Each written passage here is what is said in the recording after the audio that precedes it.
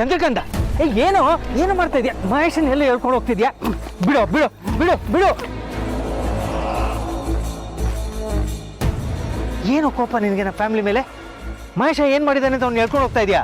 ಒಳಗಡೆ ಇರೋ ಕುದಿ ಹೊರಗೆ ಬರಬೇಕು ದಣಿ. ಸುಮತಿ ಅಮ್ಮನ ಕೊಂದು ಬಿಟ್ರು. ಕೊಂದವ್ರನ್ನ ಸುಮ್ಮನೆ ಬಿಟ್ರೆ ಸುಮತಿ ಅಮ್ಮ ಹೇಳ್ತಾರೆ. ಸರಿನಪ್ಪ, ಆದರೆ ಮಹೇಶನ್ ಯಾಕೆ ಹೇಳ್ಕೊಂಡು ಹೋಗ್ತಿದ್ಯಾ? ನೀವು ಒಳ್ಳೆಯವರು ದಣಿ. ನಿಮ್ಮ ಕೈಗೆ ರಕ್ತ ಅಂಟಲ್ಲ. ಸೇಡ್ ತೀರ್ಸ್ಕೊಳ್ಳೋಕೆ ಚಿಕ್ಕ ದಣಿನೇ ಸರಿ.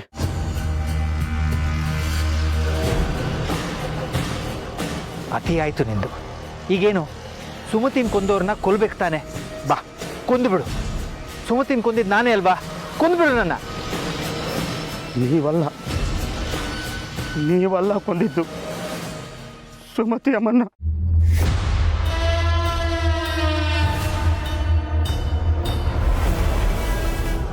ಮತ್ತೆ ಯಾರಪ್ಪ ಸಾಯಿಸಿದ್ದು? ಕೊಂದಿದ್ದು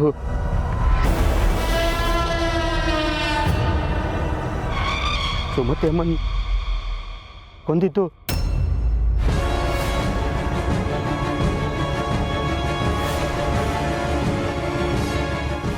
ಅವಳು ಅವಳು ಅವಳು ಕೊಂದಿದ್ದು.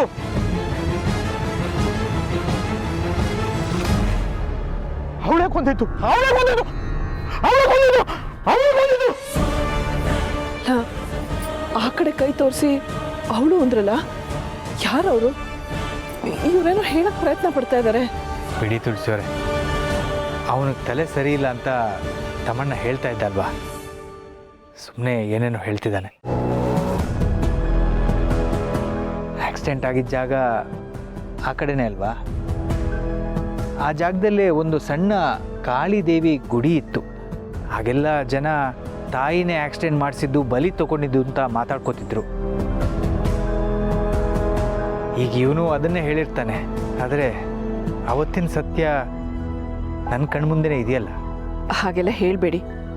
ನೀವು ಬೇಕು ಅಂತ ಮಾಡಲಿಲ್ವಲ್ಲ, ಅದರಲ್ಲಿ ನಿಮ್ಮ ತಪ್ಪೇನೂ ಇಲ್ಲ ಅಂತ ನನಗೀಗಲೂ ಬಲವಾಗಿ ಅನ್ನಿಸ್ತಾ ಇದೆ. ಅವತ್ತು ನಾನು ಸುಮತಿ ಇಬ್ಬರೇ ಹೋಗೋದು ಅಂತ ಆಗಿತ್ತು. ಮಹೇಶ ಬರಲ್ಲ ಅಂತ ಹೇಳ್ತಿದ್ದವನು ಇದ್ದಕ್ಕಿದ್ದಾಗಿ ನಾನು ಜೊತೆಲಿ ಬರ್ತೀನಿ ಅಂತ ಹೊರಟ್ಬಿಟ್ಟ. ಅವಿ ನಾನು ಬರ್ತೀನಿ ಅಂತ ಹಠ ಮಾಡ್ಕೊಂಡು ಬಂದ. ಆದರೆ ಅವತ್ತು ಮಹೇಶ ಯಾಕೆ ಹೊರಟ ಅಂತ ನನಗೀಗಲೂ ಗೊತ್ತಿಲ್ಲ. ಅದೇನೋ ಅರ್ಜೆಂಟ್ ಕೆಲಸ ಇದೆ ಅಂದ. ನಾನು ಸ್ಪೀಡಾಗಿ ಹೊರಟೆ. ಆದರೆ ಎದುರಿಗೆ ಲಾರಿ ಬಂತು. ಅದು ರಾಂಗ್ ಸೈಡಲ್ಲಿ ಬಂತು ಅನ್ನೋದಷ್ಟೇ ನೆನಪಿರೋದು.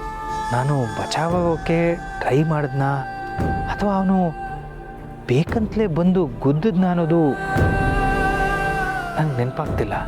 ಆ ಕ್ಷಣಕ್ಕೆ ಮೈಂಡ್ ಬ್ಲ್ಯಾಂಕ್ ಆಗಿಬಿಟ್ಟಿತ್ತು. ನೊಂದ್ಕೋಬೇಡಿ. ನೀವು ದಿನಾಗ್ಲೂ ಪಾಪ ಪ್ರಜ್ಞೆಯಲ್ಲಿ ನೋವು ತಿಂತಾ ಇದ್ದೀರಾ. ಯಾರಿಗೆ ಗೊತ್ತು, ಆ ಲಾರಿ ಒಂದೇ ತಪ್ಪಿರ್ಬೋದಲ್ವಾ? ಗೊತ್ತಿಲ್ಲ. ಸುಮತಿ ಕಾರ್ಯ ಎಲ್ಲ ಮುಗಿದು ಮಹೇಶನ್ ಟ್ರೀಟ್ಮೆಂಟು ಅದು ಇದು ಅಂತ ನಾನು ಓಡಾಡೋ ಹೊತ್ತಿಗೆ ಆ ಕೇಸ್ ಕ್ಲೋಸ್ ಆಗಿಬಿಟ್ಟಿತ್ತು. ಆ ಲಾರಿಯವನು ಮತ್ತೆ ಕೈಗೆ ಸಿಗಲೇ ಇಲ್ಲ. ಹಿಟ್ ಆ್ಯಂಡ್ ರನ್ ಕೇಸ್ ಅಂತ ಕೇಸ್ ಕ್ಲೋಸ್ ಆಗಿಬಿಡ್ತು. ನಾನು ಮತ್ತೆ ಕೆಣಕಕ್ಕೆ ಹೋಗಲಿಲ್ಲ. ಎಷ್ಟೇ ಕೆಣಕಿದ್ರು ಹೋದವ್ರು ಬರಲ್ಲ, ಮಹೇಶ ಹುಷಾರಾಗಲ್ಲ ಅಂತ ಸುಮ್ಮನಾಗ್ಬಿಟ್ಟೆ. ಅಕಸ್ಮಾತ್ ನಿಮ್ಗೆ ಯಾರಾದರೂ ಆಗದೆ ಇದ್ದವ್ರು ಏನಾದರೂ? ನನಗಾಗ್ದಿರೋರು ಯಾರಿದ್ದಾರೆ? ನಾನು ಯಾರಿಗೆ ಏನು ಮಾಡಿದ್ದೀನಿ? ಜೀವ ತೆಗೆಯುವಷ್ಟು ದ್ವೇಷ ನನ್ನ ಮೇಲೆ ಯಾರಿಗಿದೆ ತುಳಸಿಯವರೇ?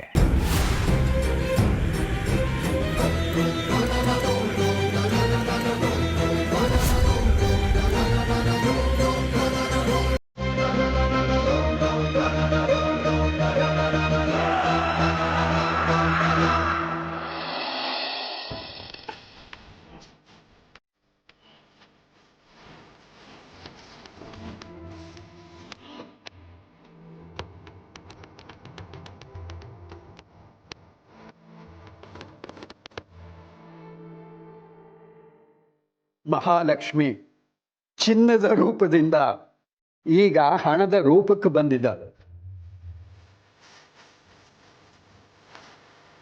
ನನ್ನ ಮೊಮ್ಮಗನ ಬದುಕಿಗೆ ಒಂದು ದಾರಿ ಮಾಡಿಕೊಡ್ತಾಳೆ. ಆ ಮಹಾತಾಯಿ ಈ ಮನೆಯಲ್ಲಿ ಸದಾ ಕಾಲ ನೆಲೆಸಲಿ ಅಂತ ಆಕೆನ ಭಕ್ತಿಯಿಂದ ಬೇಳ್ಕೊಳ್ಳಿ.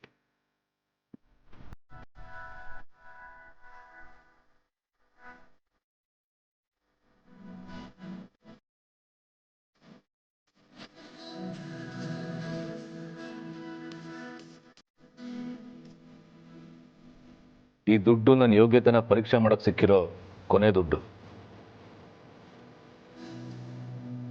ಇದು ನನ್ನ ಜೀವನನ ಬದಲಾಯಿಸಿ ಸ್ವಾಭಿಮಾನದಲ್ಲಿ ಬದುಕೋತರ ಮಾಡುತ್ತೆ ಅಂತ ಅನ್ಕೊಂಡಿದ್ದೀನಿ. ಖಂಡಿತ ಸಮರ್ಥ.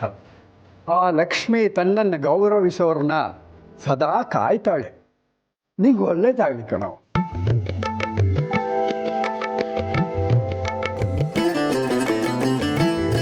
ನೀನು ಅನ್ಕೊಂಡಿದ್ದೆಲ್ಲ ನೆರವೇರಲಿ. All the best Samar. ನನಗೋಸ್ಕರ ನೀನು ಒಡವೆನೆಲ್ಲ ಮಾರಿದ್ಯಾ. ನೀನು ಹೆಮ್ಮೆ ಪಡೋ ಹಾಗೆ ಬದುಕ್ತೀನಿ ಬಾಸು. Thank you. ಥ್ಯಾಂಕ್ಸ್ ಎಲ್ಲ ಯಾಕೋ. ಆಪತ್ತಿಗಾಗದೇ ಇರೋ ಚಿನ್ನ ಎಷ್ಟೇ ಬೆಲೆ ಬಾಳಿದ್ರೂ ಅದು ವ್ಯರ್ಥನೇ. ನಿನಗೋಸ್ಕರ ಇಷ್ಟು ಮಾಡಲಿಲ್ಲ ಅಂದರೆ ಹೇಗೆ ಹೇಳು? ತಾತ ಹೇಳ್ದಾಗೆ ಎಲ್ಲ ಒಳ್ಳೇದಾಗತ್ತೆ. ಥ್ಯಾಂಕ್ಸ್ ಪ್ರಸಾದ್. ಥ್ಯಾಂಕ್ಸ್ ಎಲ್ಲ ಏನೋ ಬೇಡ. ನಾನೆಲ್ಲೋ ಕೇಳಿದ್ದೆ, ಹೆಂಡತಿ ಒಡವೆ ಮಾರಿ ಒಂದು ಕಂಪ್ನಿ ಕಟ್ಟಿ ಕೋಟ್ಯಾಧೀಶ್ವರ ಆದವ್ರು ಸುಮಾರು ಜನ ಇದ್ದಾರೆ. ಅವ್ರ ಥರನೇ ನೀವು ಆಗಲಿ ಅಂತ ನಾನು ಹಾರೈಸ್ತೀನಿ. ಅಯ್ಯೋ, ಕೋಟಿ ಮಾಡೋ ಆಸೆ ಎಲ್ಲ ನನಗಿಲ್ಲ. ಇವಳಿಷ್ಟು ಮಾಡಿದ್ದಕ್ಕೆ ವರ್ಷಕ್ಕೊಂದು 10 ಲಕ್ಷ ದುಡಿದ್ರೆ ಸಾಕು, ನನ್ನ ಜೀವನ ಸಾರ್ಥಕ ಆಗುತ್ತೆ. ಸಮರ್ಥ, ಸಾಲಾಗಿಲ್ಲ ಅಂತ ಮಾಡೋದಾದ್ರೆ ಹುಷಾರು. ನಾನೆಲ್ಲ ನೋಡ್ಕೋತೀನಿ ತಾತ, ನೀವೇನು ತಲೆ ಕೆಡ್ಸ್ಕೊಬೇಡಿ.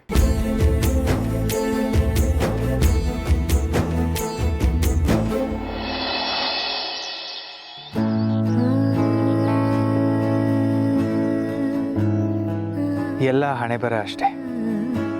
ಅದಾದಮೇಲೆ ನನ್ನ ಜೀವನ ಮುಗಿದೋಯ್ತು ಅಂದ್ಕೊಂಡಿದ್ದೆ.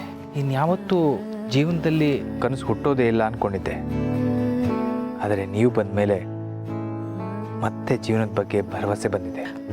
ಇನ್ಮೇಲಾದರೂ ಎಲ್ಲ ಮರೆತು ನಗ್ನಗ್ತಾ ಇರಿ. ಅರೆ, ಈ ಹೂವು ಎಷ್ಟು ಚೆನ್ನಾಗಿದೆ ಅಲ್ವಾ? ಅದಕ್ಕೆ ಹೂವು ಇಷ್ಟ.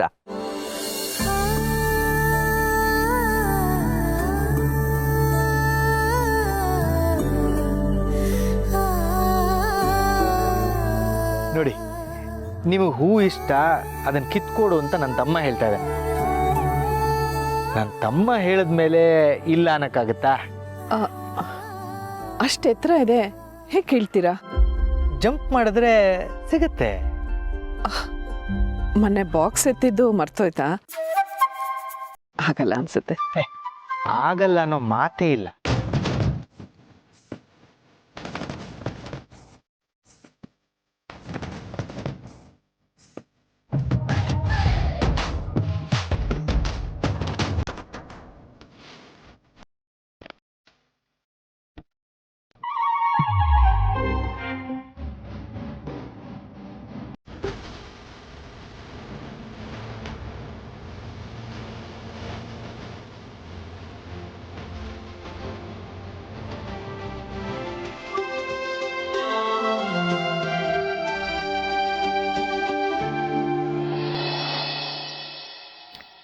ಶಾರ್ವರಿ, ಮಹೇಶ ಎಲ್ಲಿ? ಭಾವ ಅವರು ರೂಮಲ್ಲಿ.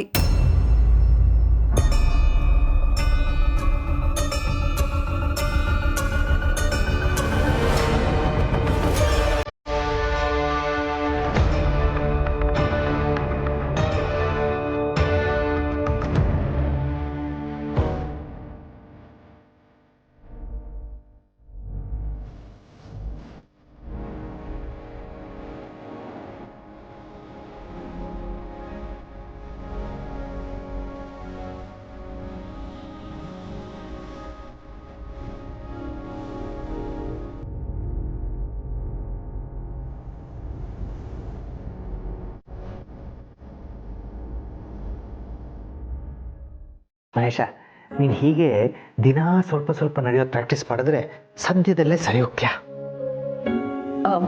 ಮಹೇಶ್ ಅವರೇ, ಇವ್ರು ಯಾರು? ಅಣ್ಣ, ನನ್ನ ಅಣ್ಣ.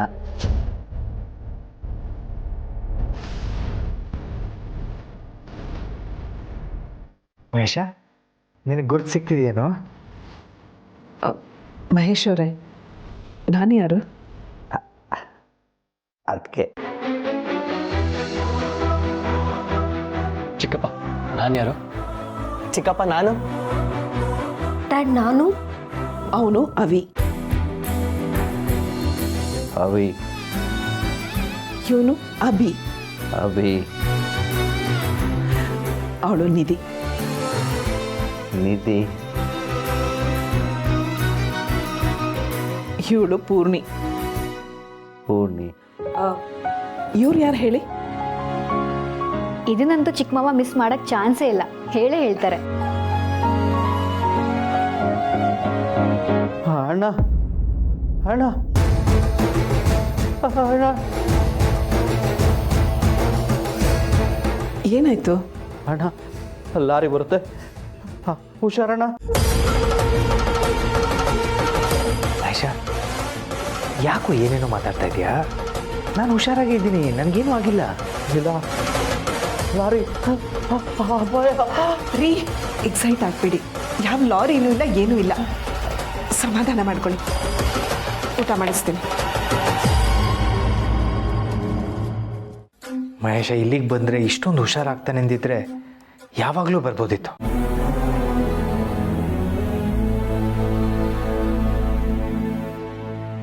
ಸದ್ಯ ಹಾಗೇನಾದರೂ ಮಾಡಿದ್ರೆ ಯಾವತ್ತೂ ನನ್ನ ಕತೆ ಮುಗ್ದಿರೋದು. ಬ್ರೋ, ನಾಳೆನೂ ಇಲ್ಲೇ ಇರೋಣ ಬ್ರೋ. ಚಿಕ್ಕಪ್ಪ ಇನ್ನೊಂದಷ್ಟು ಇಂಪ್ರೂವ್ ಆಗ್ಬೋದು.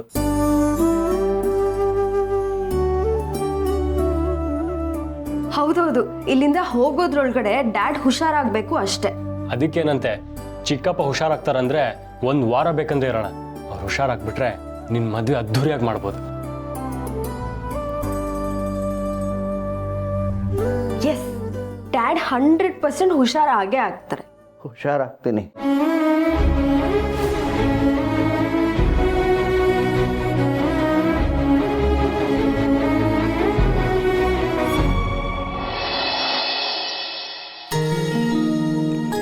ನೀವು ಮಹೇಶನ್ ನೋಡ್ಕೊಳಕ್ಕೆ ಶುರು ಮಾಡಿದ್ಮೇಲೆ ಅವನು ಬೇಗ ಹುಷಾರಾಗ್ತಿದ್ದಾನೆ. ನಿಮ್ಮ ಕೈ ಚಳಕನೆ ಹಾಗೆ ಅನ್ಸುತ್ತೆ. ಹಾಗೇನಿಲ್ಲ, ಎಲ್ಲದಕ್ಕೂ ಸಮಯ ಬರಬೇಕು ಅಂತಾರಲ್ಲ, ಈಗ ಬಂದಿರಬೇಕು. ಈ ಜಾಗಕ್ಕೆ ಬಂದಮೇಲೆ ತುಂಬ ಬದಲಾವಣೆಗಳು ಕಾಣ್ತಾ ಇದೆ. ಹೇಗೂ ದೇವ್ರ ಪೂಜೆ ಮಾಡಿಸಿದೀವಲ್ಲ, ಅದ್ರ ಫಲ ಇದು. ಒಳ್ಳೆಯವ್ರು ಹೀಗೆ ಅಂತೆ, ಯಾವುದಕ್ಕೂ ಕ್ರೆಡಿಟ್ ತಗೊಳ್ಳಲ್ಲ.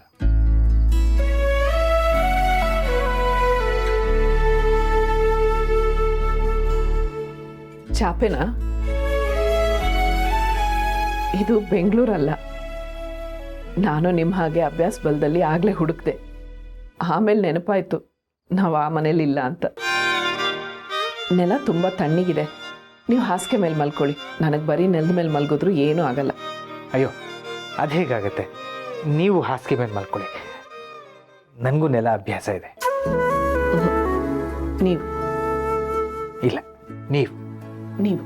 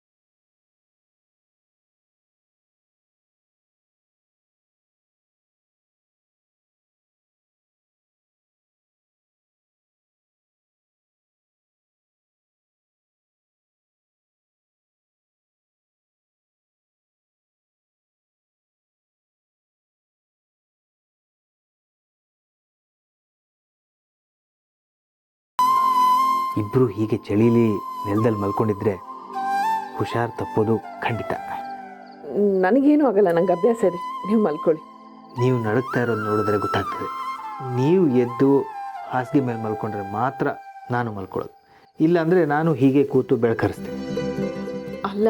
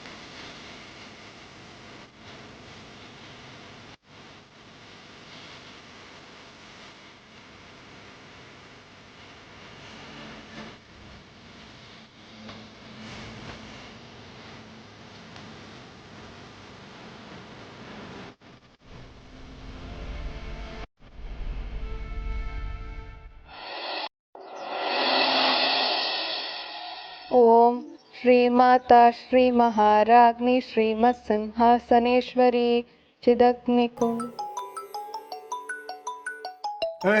ಓಡೋದವಳೆ, ಇನ್ನು 1 ಗಂಟೆ ಒಳಗೆ ಅಷ್ಟು ಶ್ಲೋಕಗಳನ್ನು ಬಾಯಿ ಹಾಕಿ ಮಾಡಿರಬೇಕು. ನಾನು ಕೇಳಿದ್ದನ್ನು ಹೇಳಬೇಕು.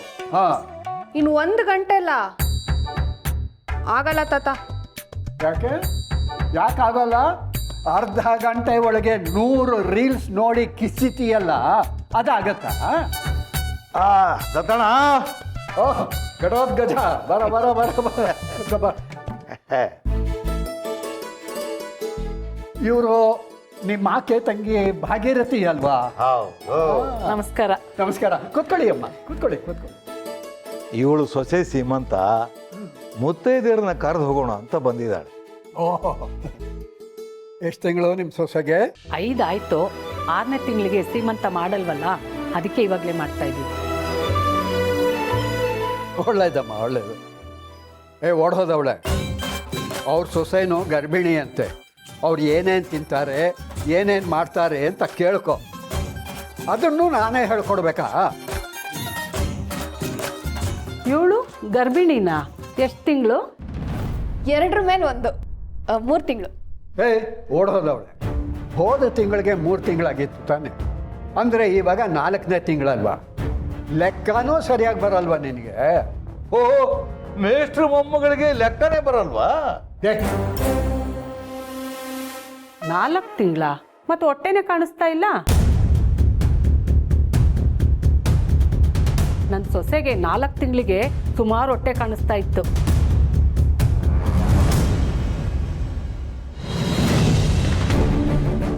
ರಿಯಲ್ ಆಗಿದ್ರೆ ತಾನೆ ಹೊಟ್ಟೆ ಬರೋಕೆ. ಯಾಕಮ್ಮ, ಬೆಣ್ಣೆ ತುಪ್ಪ ಎಲ್ಲ ಸರಿಯಾಗಿ ತಿಂದಿಲ್ವಾ? ಸರಿಯಾಗಿ ತಿಂದಿದ್ರೆ ಇಷ್ಟೊತ್ತಿಗೆ ಹೊಟ್ಟೆ ದಪ್ಪ ಆಗ್ಬೇಕಾಗಿತ್ತಲ್ಲ. ಬಾ ಇಲ್ಲಿ ಒಂದ್ಸಲ ಹೊಟ್ಟೆ ಮುಟ್ಟು ನೋಡ್ತೀನಿ.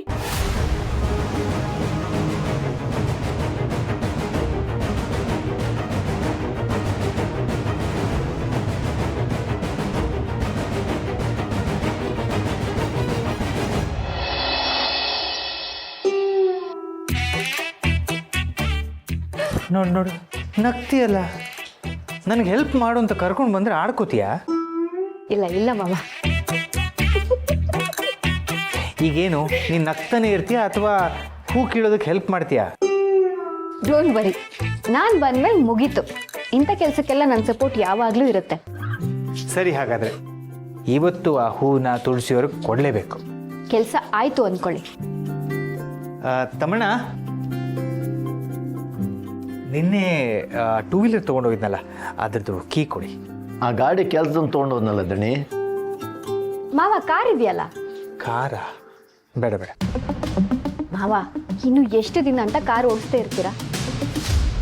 ನಾನು ಕಾರು ಓಡಿಸಿ ಮಾಡಿರೋ ಅವಾಂತರ ಸಾಕು ಪೂರ್ಣಿ. ಮೊದಲು ಸುಮತಿನ ಕಳ್ಕೊಂಡೆ, ಆಮೇಲೆ ನಾನು ಕಾರು ಓಡಿಸೋದಕ್ಕೆ ನಿನ್ನ ಮಗು ಏನು ಮಾತು ಅಂತ ಆಡ್ತೀರ ಮಾವ. ಅವತ್ತು ನೀವು ಕಾರ್ ಓಡಿಸಿದ್ರಿಂದಾನೇ ಇವತ್ತು ಅವಿ ಅವರು ಉಳ್ಕೊಂಡಿರೋದು. ಚಿಕ್ಕ ಮಾವ ಬದುಕಿರೋದು ನೀವು ಕಾರ್ ಓಡಿಸಿದ್ರಿಂದಾನೇ ಇರ್ಬೋದು. ಇನ್ನು ನನ್ನ ವಿಷಯ, ನನ್ನ ಜೀವ ಉಳಿದಿರೋದಂತೂ ಅವತ್ತು ನೀವು ಸರಿಯಾದ ಸಮಯಕ್ಕೆ ಕಾರ್ ಓಡಿಸ್ಕೊಂಡು ಹೋಗಿರೋದ್ರಿಂದಾನೆ. ಅದು ಹಾಗಲ್ಲ ಪೂರ್ಣಿ. ಮಾವ, ನೀವು ಹಳೇದನ್ನೆಲ್ಲ ಮರೆತು ಹೊಸ ಬದುಕನ್ನ ಕಂಡ್ಕೋಬೇಕು. ಈಗ ತುಳಸಿ ಅಮ್ಮ ಬಂದಿದ್ದಾರಲ್ವಾ, ಈ ಗಿಲ್ಟ್ ಎಲ್ಲ ನಿಮಗೆ ಹೋಗಬೇಕು ಅಂದರೆ ನೀವು ಕಾರ್ ಓಡಿಸ್ಲೇಬೇಕು. ನೋ ಪೂರ್ಣಿ. ನೋ ಅನ್ನೋ ಹಾಗೆ ಇಲ್ಲ. ನಿಮಗೆ ತುಳಸಿ ಅಮ್ಮನ ಮೇಲೆ ಪ್ರೀತಿ ಇದ್ದರೆ ಇವತ್ತು ನೀವು ಕಾರ್ ಓಡಿಸ್ತೀರ. ನೀನು ಹೀಗೆಲ್ಲ ಮಾತಾಡಿ ನನ್ನನ್ನು ಸಿಕ್ಕಾಕಿಸ್ಬೇಡ. ಮಾತು ಸಾಕು, ನಡೀರಿ ಹೊರಡೋಣ. ತಮ್ಮಣ್ಣ ಕೀ ತಗೊಂಬರ್ತೀರಾ?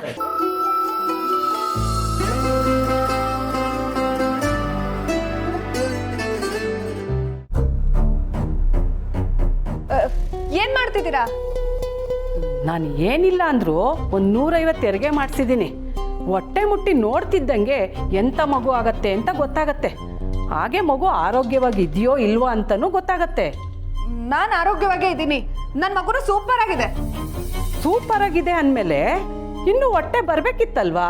ಹೌದಮ್ಮ ಸಂಧ್ಯಾ, ಯಾವುದಕ್ಕೂ ಏನೊಂದ್ಸಲ ಡಾಕ್ಟ್ರ್ ಹತ್ರ ಹೋಗಿ ಬರೋದು ಒಳ್ಳೇದು. ನಾನೇ ಕೇಳೋಣ ಅಂದ್ಕೊಂಡಿದ್ದೆ, ಏನು ಹೊಟ್ಟೆನೇ ಕಾಣ್ತಿಲ್ಲಲ್ಲ ಅಂಥೇಳಿ. ಅಯ್ಯೋ ಹಾಗೇನಿಲ್ಲ. ಆಕ್ಚುಲಿ ನನಗೆ ಹೊಟ್ಟೆ ಬಂದಿದೆ. ಹೊಟ್ಟೆ ಕಾಣಿಸಿದ್ರೆ ಅಸಹ್ಯ ಅನ್ಸುತ್ತೆ ಅಂತ ಹೊಟ್ಟೆಗೆ ಬಟ್ಟೆ ಕಟ್ಕೊಂಡಿದ್ದೀನಿ ಅಷ್ಟೇ.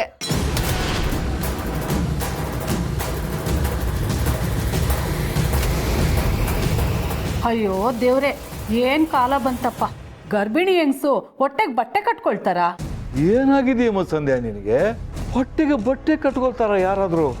ಆ ಮಗು ಬೆಳವಣಿಗೆಗೆ ತೊಂದರೆ ಆಗಲ್ವಾ? ಎಂಥ ಹೆಮ್ಮಾರಿನೋ ಇವಳು.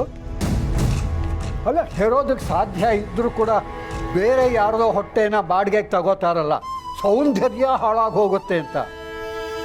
ಆ ಥರದವಳು ಇವಳು ಅನ್ಸುತ್ತೆ. ಹೋಗಮ್ಮ, ಕಟ್ಟಿರೋ ಬಟ್ಟೆ ಬಿಚ್ಕೊಂಬ. ಮಗು ಬೆಳವಣಿಗೆಗೆ ಅಡ್ಡಿ ಆಗತ್ತಲ್ವಾ? ಗರ್ಭಿಣಿ ಅಂದಮೇಲೆ ಹೊಟ್ಟೆ ದಪ್ಪನಾಗಿದ್ರೇನೆ ಲಕ್ಷಣ.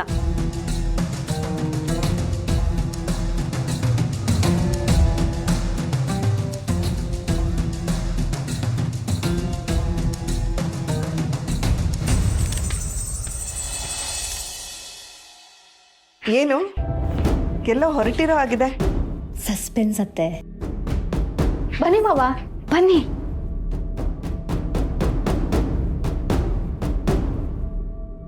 ಎಲ್ಲರೂ ನನ್ನನ್ನು ಅಷ್ಟು ಕೇವಲ ಮಾಡ್ಕೊಂಡ್ಬಿಟ್ರ. ಸಸ್ಪೆನ್ಸ್ ಅಂತೆ. ಎಲ್ಲ ಹೋಗ್ತಿದ್ದಾರೆ ಇವರು? ಭಾವನೆ ಕಾರ್ ಓಡಿಸ್ಕೊಂಡು ಹೋಗ್ತಿದ್ದಾರೆ ಅಂದರೆ